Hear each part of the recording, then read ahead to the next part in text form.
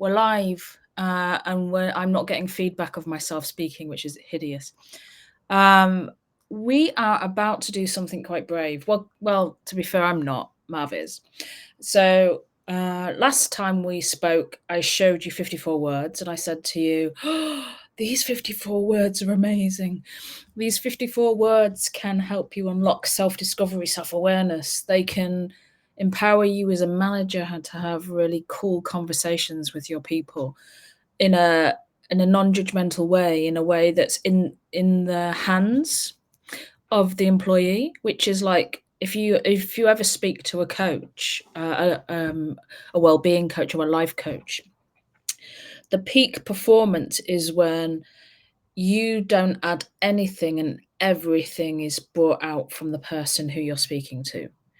So anything that you add in, you're almost polluting the waters, and you're adding judgment, and you're adding implication and suggestion and all of those things that start to hit the ego of the person who's listening. The more you can take yourself out of it, the better. Okay. And I suggested that our 54 words could help you do that. And I suggested that our assessment could help you do that. So we're going to take you on a little journey. So 3 things we're going to do. Number 1, we're going to talk a little bit about how we went through the assessment process to get the dashboard that we'll show you. 2, we'll show you how Mav gets a view and I get a view. And imagining in this situation, not that I could ever be Mav's manager because she's far too marvelous for someone as lowly as me to manage her, but imagining in that situation that I was Mav's manager, you can see what I can see, and Mav can see what she can see, and then what we'll do is we will model a conversation. And here's the scary bit: we haven't rehearsed.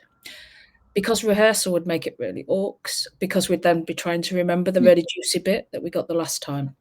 So we're just going to go organic, and you're going to see it live. And what we're hoping is this will act like the most amazing, powerful role model of how our system can be used. But let me show a screen first of all, and show you where you can go. So this is our website, and you can get a free exactly what we're going to be talking to today. The How I See Myself dashboard is available to you for free.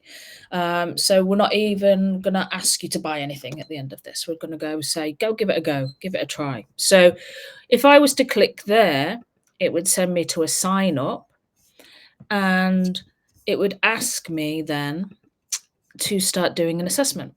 And that assessment looks like this.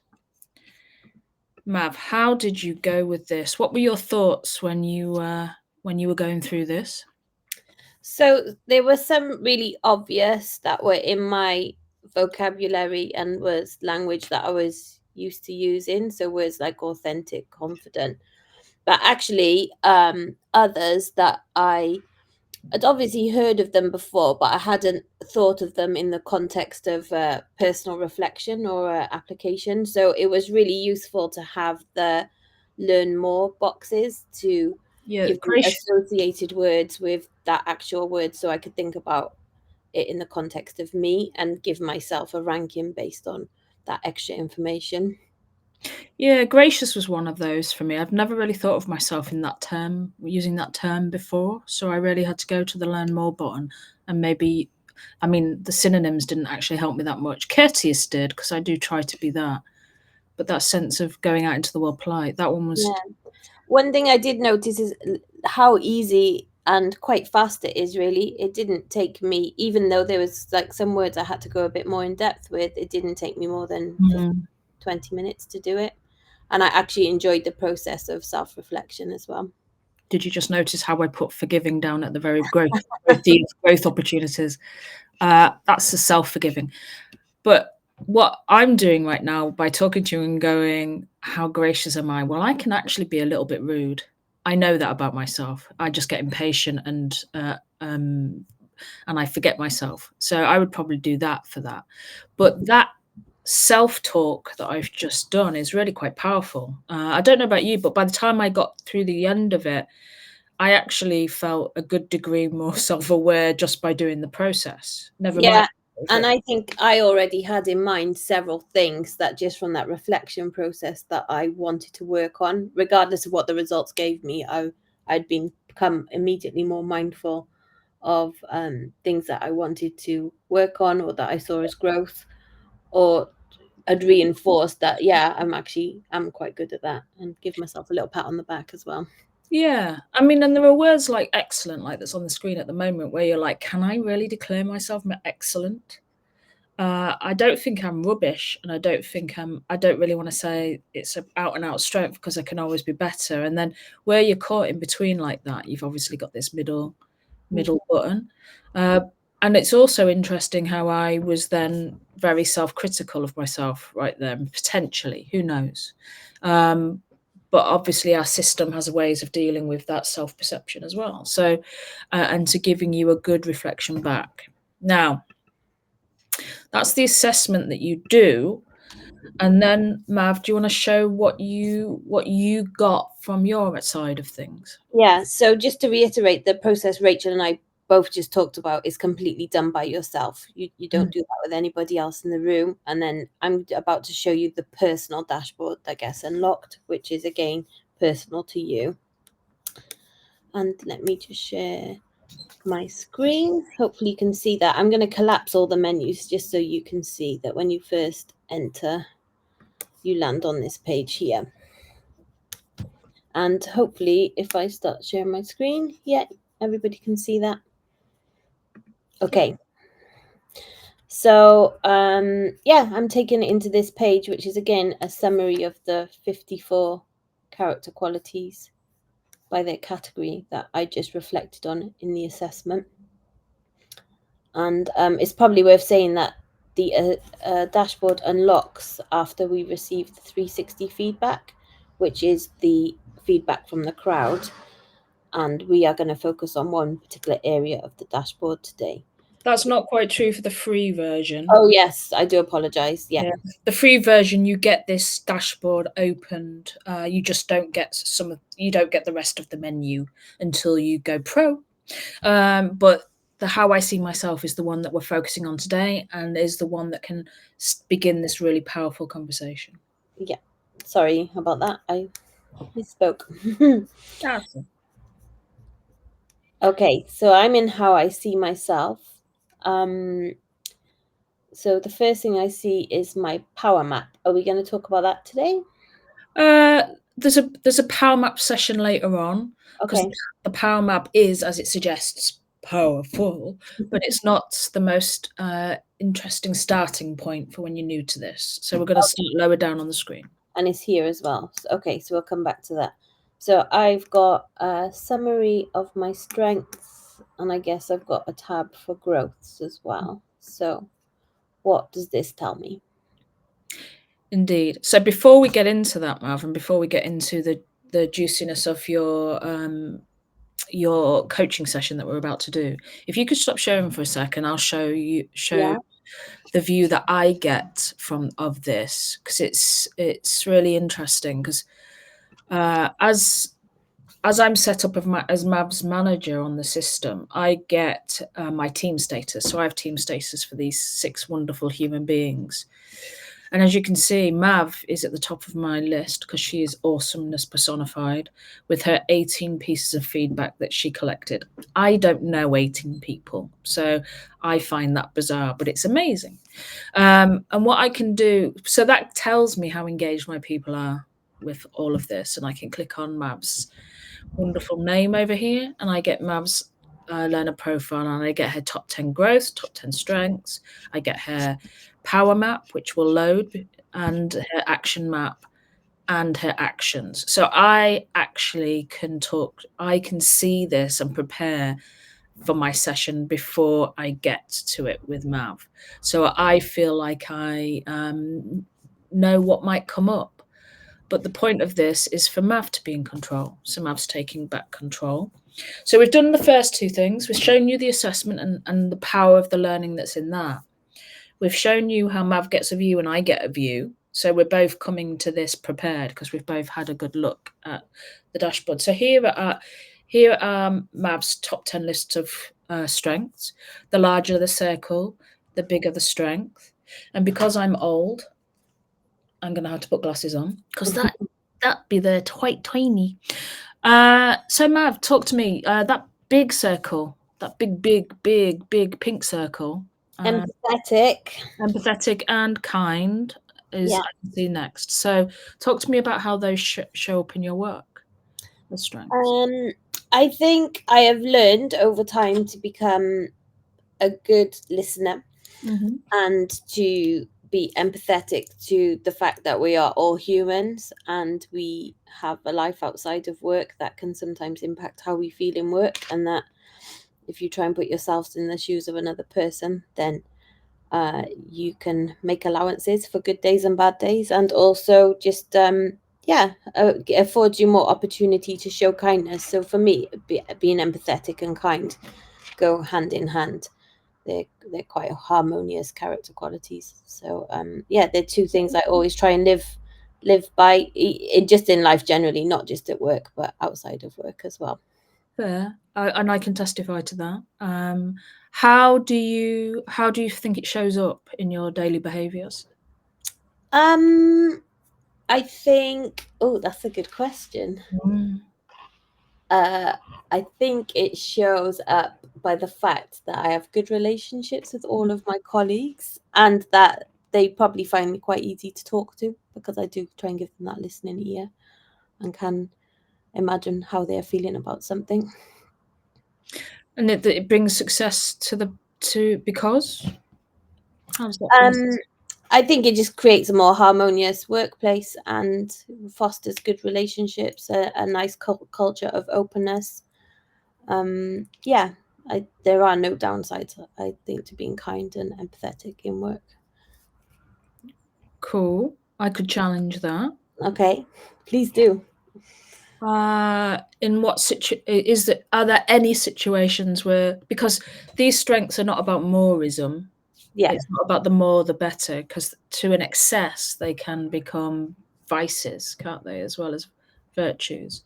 So take empathy too far. Imagine a situation where you might have had to lead somebody. Does your empathy sometimes lead you astray? It's a genuine question. I don't Mhm. I think that's the important thing in a professional setting, isn't it? That you have know. to balance that empathy with other things, like linked to being boundaried, so maybe detached or something like that. So I think there could be a temptation to be a bit soft, maybe, or too soft, or not like address things um in a way that they should be. But Mm. empathy could maybe, yeah, but work to hurt me because I would be unboundaried and empathetic in the extreme, potentially. Unboundary is an interesting word, isn't it? I would Mm. never, I would never put that on you, though. To be fair, but that is an interesting word to the empathy to the excess. I've learned something. Is there anything on here that's surprising to you that it's in your top 10 based on your self reflection, Um, or where no, you I'm put it surprised in? that independent isn't bigger, because I view myself as quite independent. But then also, I do enjoy working as part of a team. So, yeah, no, I think it's pretty on the money. I would not disagree with any of those. And I can't think of any others in the list that I went through that I think should be there that aren't. If you wanted me to spot your independence, because clearly you've just said independence, you would have thought to be higher. Um, how would you want me to spot that if I was seeing it in your work? Um, I guess maybe not seek permission for things that I already have autonomy or ownership over. Hmm. Because I think that can be a trap that we fall into sometimes, that we seek approval or seek permission to do something with our peers or our managers, even though like our very job description gives us the permission to do it. We still seek it anyway, and that can sometimes slow us down or hold us back from realizing our full potential. That goes hand in hand with confidence and courageous, really, doesn't it? Are those two qualities that you would have expected to see on here, or are you not? Uh, I would put them as middle of the pack uh, Because? qualities for me, just because I think that I do possess them, in a decent measure, but I wouldn't say that I lack them or that I excel at them. I would just put them somewhere in the middle. Okay, so if you want independence to be higher, that's what I'm hearing. I might be wrong. You value that and you would love it to be higher. How could you dial it up using those other two qualities? What action could you take today, for instance? To next time I have a decision that I feel the temptation to go to somebody for permission or for permission to do where I don't need it, or just ask myself the question, like, do I need to? Is it worth checking with someone, or can I just do it? And what's the delay if I do? So just have that little check-in with myself. Nice. It's brilliant. It's an internal messaging system Yeah. that's asking you to do that, to go for that check, isn't it? Mm. So let's do the juicy ones, Mav. Let's click on that growth. Okay. Now, we could get scared here, or we could go whoop. It depends on our mindset. And I'm speaking to the crowd because Mav knows this. Because you think the opposite of strength is weakness, don't you? I think that's natural. Yeah.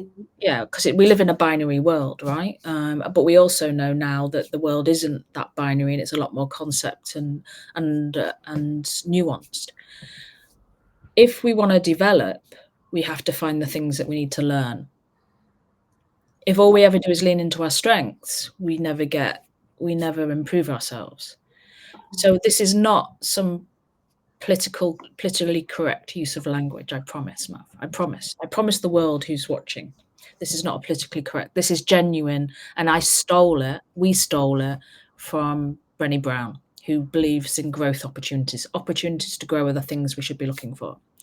So I like these, Mav, because these are your pathways to unlocking your potential. They're potential pathways for you to find the next level of you. If life was a game, you get to level 43 if you'd looked at some of these. So competitive looks pretty big. Yeah, I would 100% agree with that. I have been told by my parents even that I do not have a competitive bone in my body, as compared to my sister, who will have a competition over opening an envelope. Like, we are polar opposites. I would say I'm definitely not a naturally competitive person. I can do it quicker. As you know, I am incredibly competitive, Mav. So to a point of excess of aggressively competitive. So we are opposites in this regard. How would growing it help? I think when you reach a certain point in your career, having a competitive element can be beneficial, because if you want to truly make an impact with anything that you're doing, you have to kind of push yourself to be that little bit better, or that little bit faster, or that little bit, more of an expert in that field that you're pushing for. So I think competitiveness can help. It's just a way of getting the best out of yourself, I guess.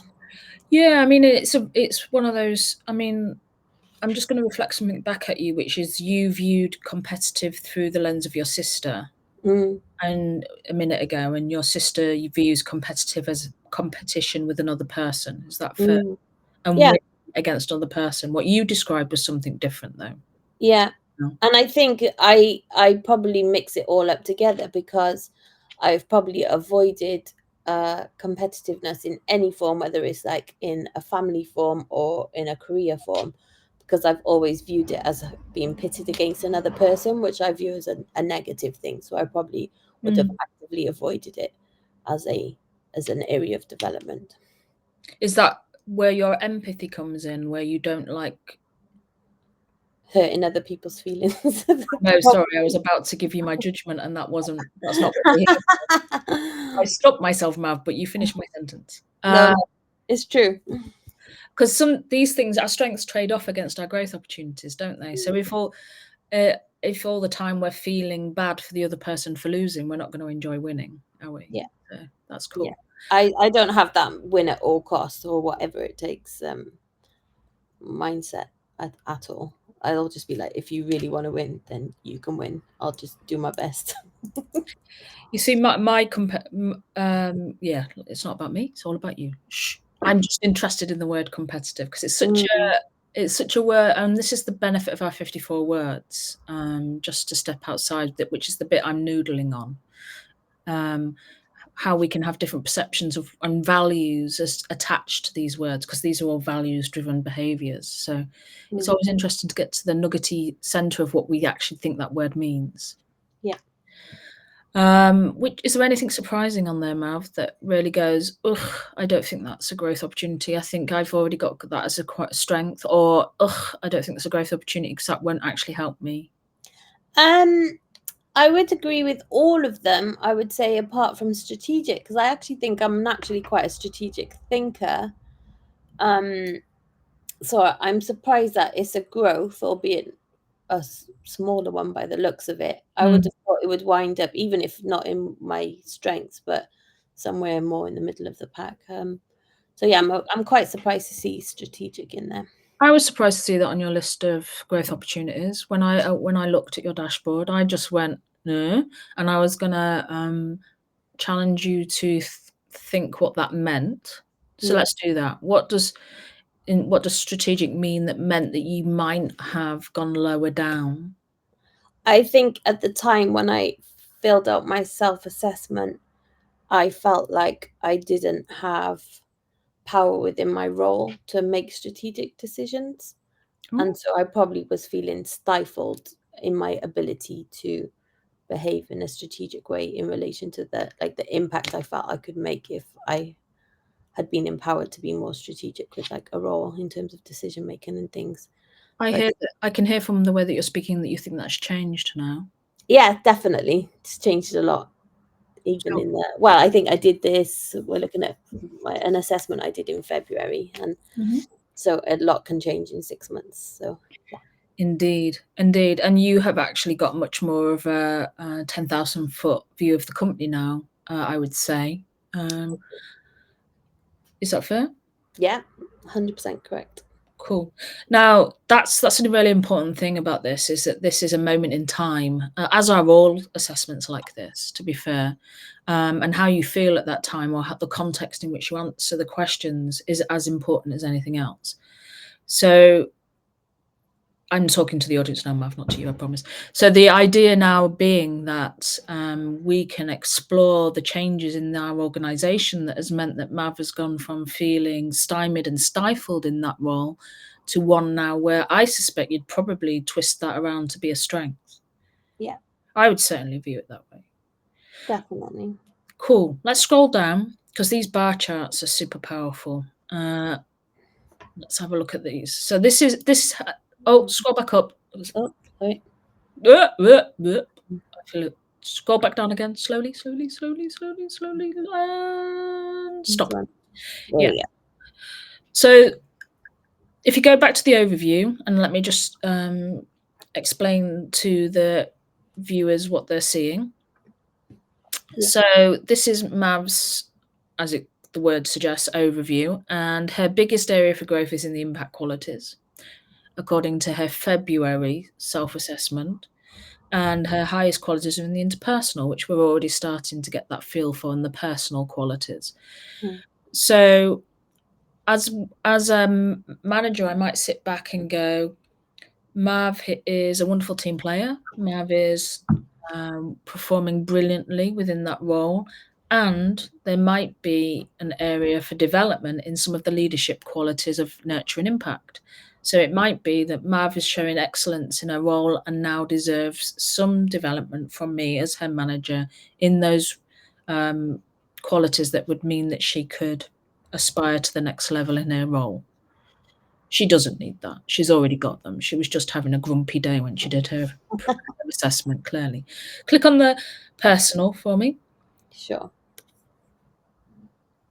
So, oh, interesting. Intuitive and authentic at the top. But so we already know those are part of your top 10 qualities. Self-aware, that's fair. But look down at the bottom. Talk to me about that bottom one. Those bottom two, which we did speak about. Yeah, it's funny because that would probably link to the competitiveness quite closely, right?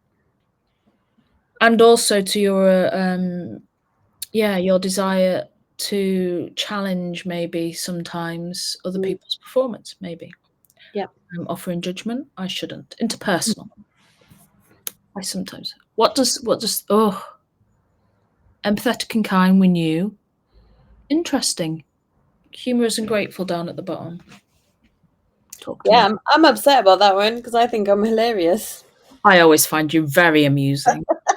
And these are all relative to each other in relation to your wonderfulness in lots of other areas, because this is your personal profile and it's not benchmarked against anyone else. So I do agree with the grateful one though, because I actually find it very hard, because I've got that kind of brain that is always relentlessly looking to be better or beating myself up a bit.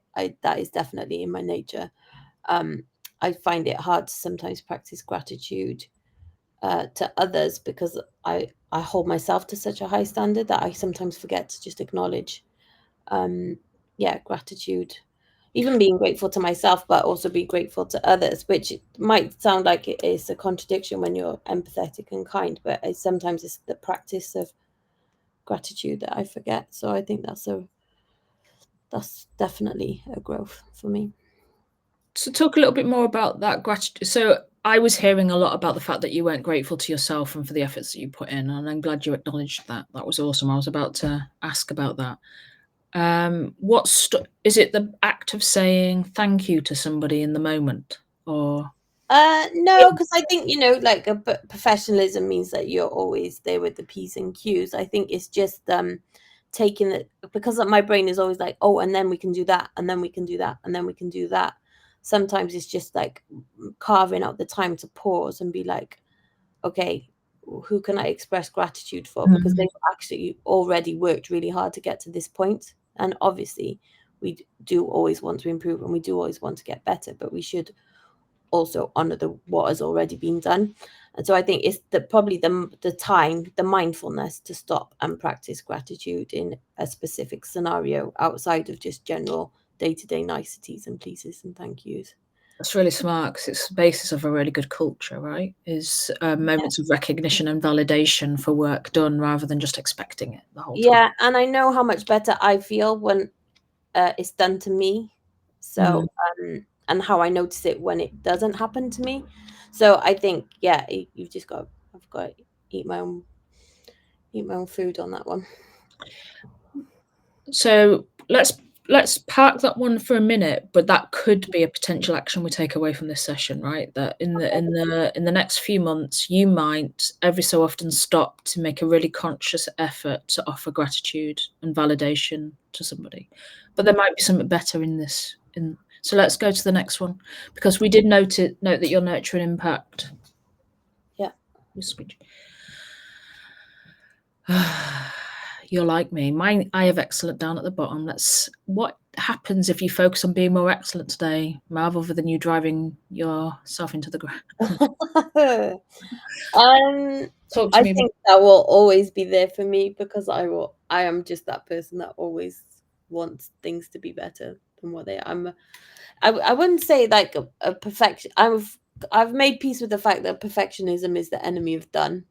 And I work in a startup, so that's like a kind of culture that means that you have to go fast and iterate quickly. So things are never perfect, but and I accept that, and I'm happy to work and thrive in that environment. But for me, it does always mean that there's always something not quite right with whatever it is that I'm doing, that I want to be better.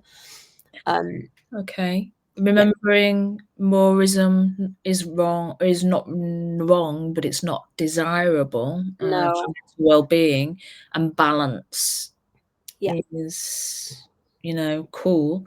Is there some balance that you could bring to this? I mean, the balance is that I work in a startup where I have to work agile and flexibly and iterate quickly and deliver quickly. So, yeah, I think that actually culturally and the environment that I work in means that that is the perfect counterbalance to my nature, and it stops me from becoming unhappy at never reaching excellence. Excellent, because we have to reflect learn, move, reflect, Yeah. learn, move. Yeah, no. And I would say that I'm better now, like 25 years into my career, than I was when I first started out in the world of work and wanted everything to be absolutely perfect, as perfect could be. And I'm not surprised organised is at the top because you are a project manager so that helps. I Mhm. am surprised where responsible is. Yeah. Again, I think that might have been a timing thing, like the responsibility and um yeah, what was the You other one? weren't being given the room to be the Yeah, responsible strategic, person. that kind of thing, all tied up together probably. No, I would seriously wanna keep an eye on that in case you ever felt that way again, because that, I would imagine, is a route to you feeling unhappy and wanting to leave as well. So that is Yeah. that an assumption on my part, or No, I would say that is correct, but I think probably think it would probably wasn't bad enough for me to come to you and have a conversation about it. It was just probably a sentiment that I was sitting with at the time that I did this assessment. fair and in perspective? I like that. Acumen. You are a smart lady. But you don't think so. You are very smart. But let's look down at the bottom there. Talk to me about decisive, assertive, and detached, because those are the harder qualities that counterbalance some of the softer qualities Yeah. we were talking about earlier. Yeah, I think when I feel like I don't have autonomy or I'm lacking confidence, then being decisive and assertive is difficult. So again, I think they're very closely linked together. And I think I see detached as a separate thing because Mm. for me that will always be a balance issue because we work remotely and flexibly. It can be easy to fall in the trap of being always on and having no separation between like work and home or yeah, or even just worrying about people or people in work is quite difficult for me sometimes. Fair. And it's part of your kindness and your compassion. Mm. And but if we were going to look at for other patterns, if we put this detached with your excellent from your Yeah. previous one, is there an action we need to consider in terms of your well-being, in terms of your stress levels? Do we need to talk about that? No, I don't think I feel stressed. I don't think things not getting done is a cause of stress for me. I would think like detachment would be a cause of stress for me if I thought I was having conflict in work Okay. that was unresolved. So I think I would feel comfortable talking to you about that if it was something I needed to worry about. But yeah. So that's cool for me to know. So on a very logical, practical level, that detachment doesn't cause issues, but if it was more emotional based, that would really start to affect you. Yeah, I would become very unhappy very quickly. Cool. Let's look at the two important ones, because you really ought to be aspiring to leadership roles, and you are doing so amazingly wonderfully. So these are the ones where you can bring out the best in others. Hmm. Look at so calm you are, and honest you are. I acknowledge those and see those, so I want to validate those. Vulnerable and trusting. They're tough ones. Probably the hardest of all the qualities, I think. Yeah, I think so. Uh, I think, yeah, trusting. I think just life sometimes means that it can be hard to trust people, and also in a professional setting, it is sometimes very difficult to show vulnerability. I'm feeling very vulnerable now doing this live on LinkedIn in front I of like know, mate. people. Seriously, So I I think think that should shoot up the table now. oh, you've now got a strength. One action. You'll Yeah, reflect on this later and go, should I have done? yeah, But those two qualities in a leader, just to offer my perspective to the audience, the reason why I think those are the two most important in a leader is because you have to, as a leader, I think, be able to show people when you're not confident yourself and you don't know, because then that allows them to do that as well. So if you give off an aura of invulnerability, you make other people feel unhappy to show their struggles and weaknesses. So yeah, sort of uniquely human about that, and obviously trusting is all about delegation. And the workplace just becomes like that Spider-Man meme where everyone's pointing at each I know. other. Suspicious. Yeah, we are really good at. I think we're good at that in our culture. So, and I'm pretty certain that you would be able to feel comfortable coming to me to say you needed support. I hope. Yeah, definitely. But now you're under pressure to say that because we're live. But No, I've got several colleagues where I would definitely feel comfortable doing cool. So let's have a look at these juicy little red ones. Which are the impact? Which are the area of the driving, pioneering, visionary leader? And we've already explored competitiveness in some depth. Your commitment isn't as high as I thought it would be, even though it's right there at the top. And you are a highly creative person. So what was going on here, do you think? I think I was probably answering. I think I probably answered committed quite highly, but it probably just didn't come out as highly as everything else. Fair. So yeah, I think it's not that I don't think I am committed, but I think I'm probably more of other things. The same with creative as well. Because some of the just to explain how our algorithm works, they get ranked, they get put in a rank order and given a score on that. But the rank is also affected by your aspiration that you chose. So we ask people to give something that they're aiming their development at, because learning is a journey from where you are now to where you would like to be. So where did you say you would like to be, Mav? I think I put a manager of people. So manager of people would have preferenced the nurture qualities potentially and the interpersonal qualities because of that idea of relationship building, and that explains maybe some of that rank ordering.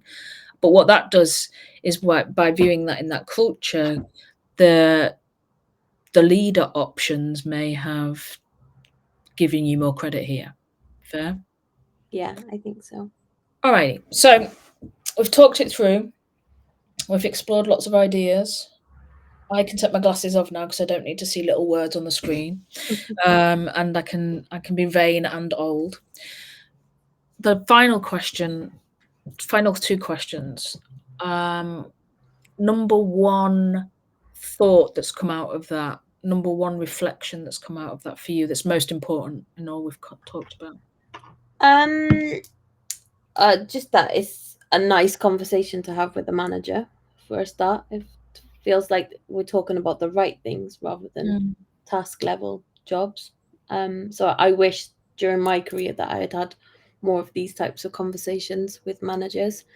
And also that they are very action oriented. So even though we're talking about qualities and our feelings, that actually there is something very actionable that I can do about them. So I liked where I was challenged. It's given me something to think about, and I'm already thinking about ways that I can apply what we've talked about, especially in terms of like competitiveness or detachment, being boundaries, potential stressors that I might be downplaying. Be like quick to be like, oh no, it's not stressed. Maybe I'll go away and like be like, oh, actually, Especially with that low vulnerable score. I see you. I see you.